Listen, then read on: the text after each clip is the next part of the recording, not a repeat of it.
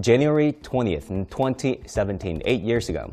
I was there, right there on the steps of the Capitol in the thick of history, watching the first inauguration of a president whose brand of politics would shake the very foundations of U.S. foreign policy.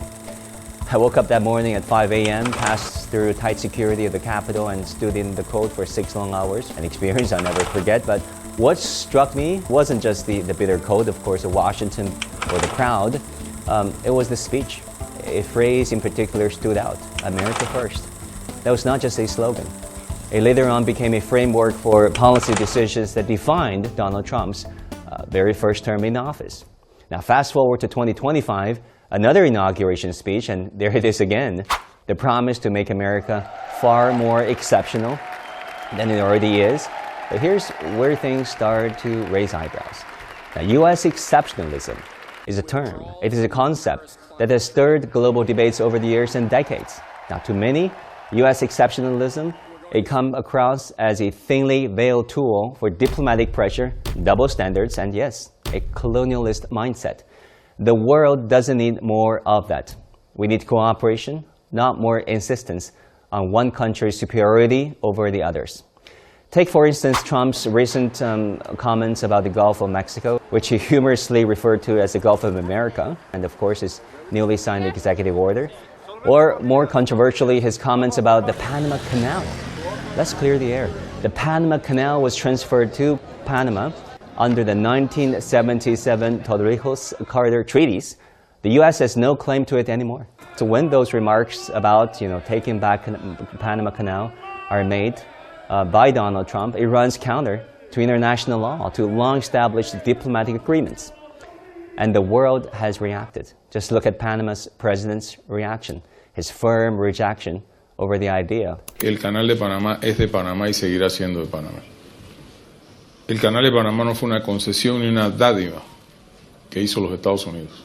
And on tariffs, Trump's economic policies have always been rooted in the idea of external revenue generation through tariffs. But let's just pause here.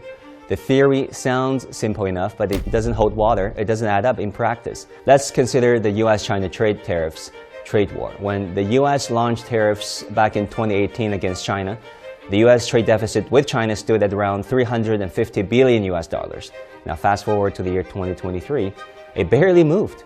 Now tariffs have cost Americans about $186 billion US since 2018.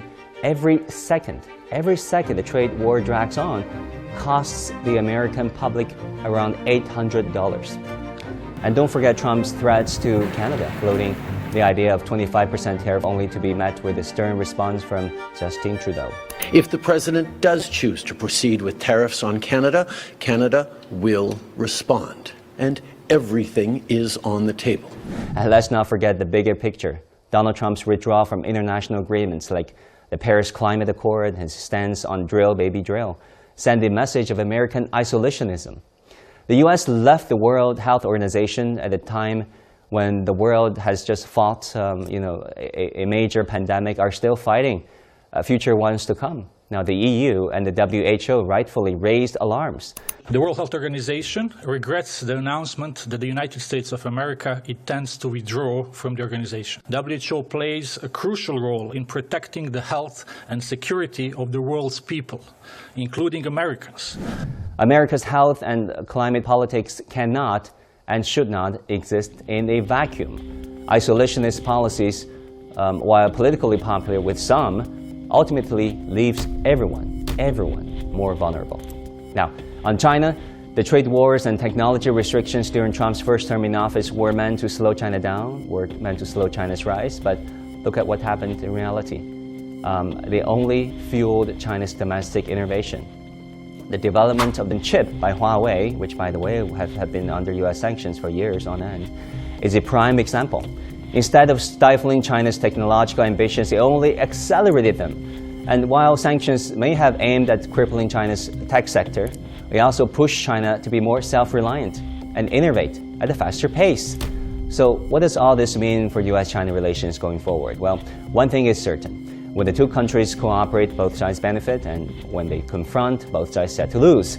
And global peace and economic prosperity of the 21st century requires the two countries to cooperate, not confront each other. Now, Despite the rhetoric of past years, there are signs that U.S.-China relations can evolve into something more stable. The call between President Xi Jinping and President Donald Trump was a positive signal that was been interpreted very positively by analysts from around the world. It is clear that both countries, both nations, must recognize that their futures are intertwined. A world that thrives, be it in terms of global trade, climate stability, or technological advancements, require China and the U.S. to work closely together. The world needs a new chapter, one of collaboration, treating each other as equals, and forward-thinking leadership, such as the concept of building a community of shared future proposed by the Chinese president, President Xi Jinping.